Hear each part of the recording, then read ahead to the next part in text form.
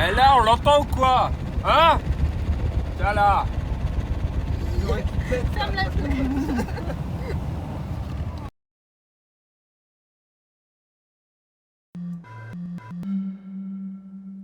Bonjour et bienvenue dans ce nouvel épisode de la science sonore. Dans la dernière vidéo, on s'était arrêté là. On s'était intéressé à ce qui se passe quand on ouvre la fenêtre du conducteur en voiture tout en roulant.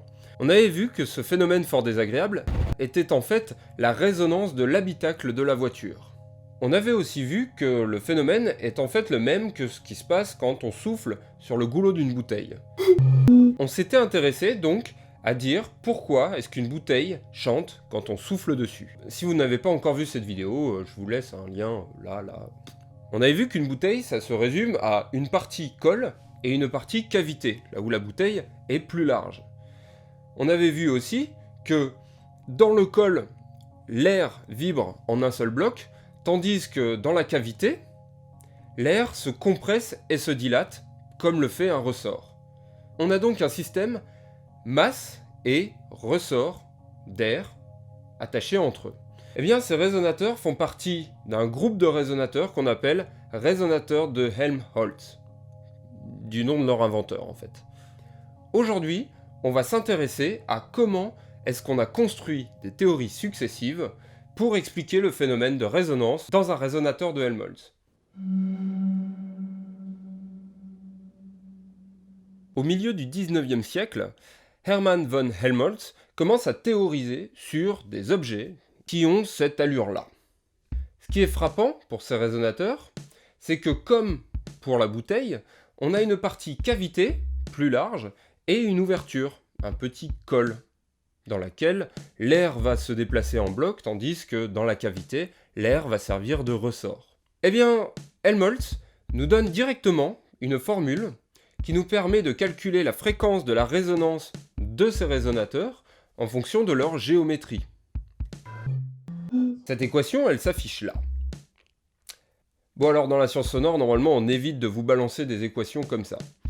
Sauf qu'ici, on ne cherche pas à résoudre l'équation. Non, ce que je veux vous montrer, c'est que cette équation nous permet de connaître la fréquence en fonction des paramètres géométriques, à savoir la longueur du col, la section du col, le volume de la cavité et la célérité des ondes acoustiques. D'ailleurs, si vous n'êtes pas super au point sur ce que c'est que la vitesse du son, je vous invite à aller voir la vidéo de la boîte à chat sur ce sujet-là. Pour résumer, cette équation nous dit que plus le col est long, plus la fréquence est grave. Et plus la cavité est grande, plus la fréquence est grave. Et c'est pour ça qu'en général, les grandes bouteilles donnent des fréquences plus graves. Mais il y a quelque chose qui ressort de cette équation, c'est que tout n'est pas pris en compte. Par exemple, si la bouteille est en verre ou en plastique, ou si la bouteille est sphérique, ou si elle est cubique, la forme de la bouteille précise n'est pas prise en compte, tout comme sa couleur ou sa matière. On sait que globalement la couleur de la bouteille ne va pas influer sur la fréquence de résonance de sa bouteille. Bon, très bien. Pour le matériau, on peut se dire que, peut-être que la fréquence est indépendante du matériau. Mais pour la forme de la bouteille, si on a une bouteille sphérique ou une bouteille cubique, eh bien on serait tenté de penser que ça change quand même quelque chose sur la fréquence de la résonance de la bouteille. C'est-à-dire qu'on peut fabriquer toute une famille de résonateurs à partir de cette formule-là, qui aurait une cavité, qui aurait toujours le même volume, mais pas la même forme. Eh bien en 1973, c'est Tang et Sirignano, deux chercheurs, qui s'intéressent à définir ce qui se passe pour la résonance d'un résonateur de Helmholtz, un peu plus précisément que ne l'avait fait Helmholtz lui-même. Dans ces travaux, Tang et Sirignano reprennent mathématiquement le problème du résonateur de Helmholtz et arrivent à une nouvelle équation pour la résonance du système, qui est celle-ci. Bon alors là, si vous n'aimez toujours pas les maths, il n'y a pas de raison que ça ait changé entre-temps, c'est toujours pas la panacée pour vous. Mais ce qui est important de voir ici, et comme tout à l'heure, c'est qu'on ne cherche pas forcément à résoudre cette équation. Non, ce qu'on cherche à voir ici, c'est que cette fois-ci, Elle fait intervenir la longueur de la cavité et la section de la cavité, et plus seulement le volume de la cavité. On a donc besoin d'une précision supplémentaire pour caractériser la forme de la cavité, plus que la formule de Helmholtz, qui elle ne prend que le volume. Et plus intéressant encore, ce que Tang et Sirignano montrent, c'est que quand le col du résonateur est suffisamment court, leur équation devient l'équation de Helmholtz. L'équation de Helmholtz est donc un cas particulier de l'équation donnée par Tang et Sirignano. Et c'est souvent comme ça que ça se passe en physique pour les nouvelles théories. La nouvelle théorie vient englober l'ancienne théorie, un peu comme des poupées russes de théorie scientifique. Et l'ancienne théorie devient alors un cas particulier de la nouvelle théorie. Comme vous le devinez sûrement, la recherche scientifique ne s'est pas arrêtée en 1973 avec les travaux de Tang. Dans les années 90, Selamet et ses collaborateurs se sont aussi intéressés au résonateur de Helmholtz. Il existe des applications pratiques avec les résonateurs de Helmholtz, et Selamet considère qu'il a besoin d'une théorie plus précise pour en parler. Dans son article, publié en 1995, il s'intéresse à construire une famille de résonateurs de Helmholtz qui auraient tous la même fréquence de résonance, selon la formule donnée par Helmholtz. Ce qu'il trouve, et là imaginez bien sa surprise, c'est que l'équation de Helmholtz donne toujours la même fréquence de résonance pour ces résonateurs qu'on a construits pour que justement ils aient tous la même fréquence de résonance avec l'équation de Helmholtz. Ouais. Par contre, pour l'équation de Tang, là les résultats diffèrent un petit peu.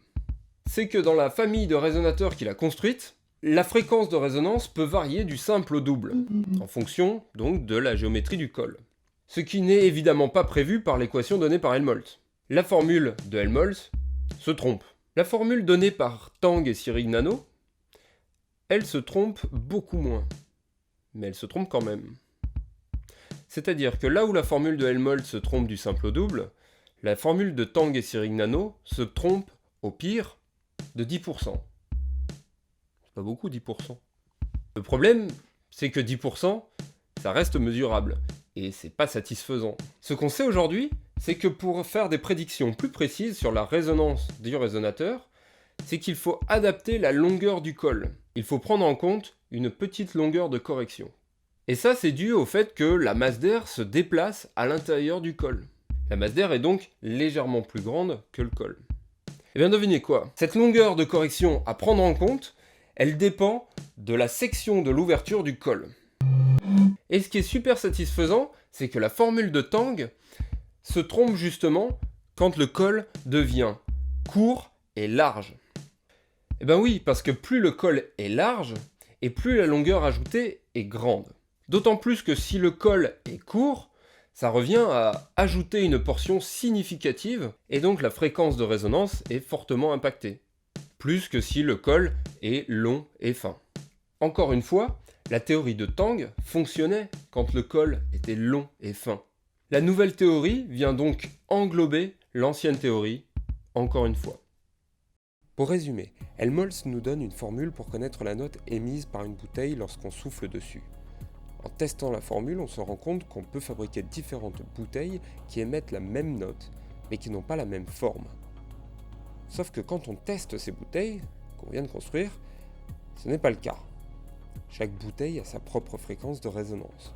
Du coup, on essaye avec une théorie plus récente, et c'est beaucoup mieux.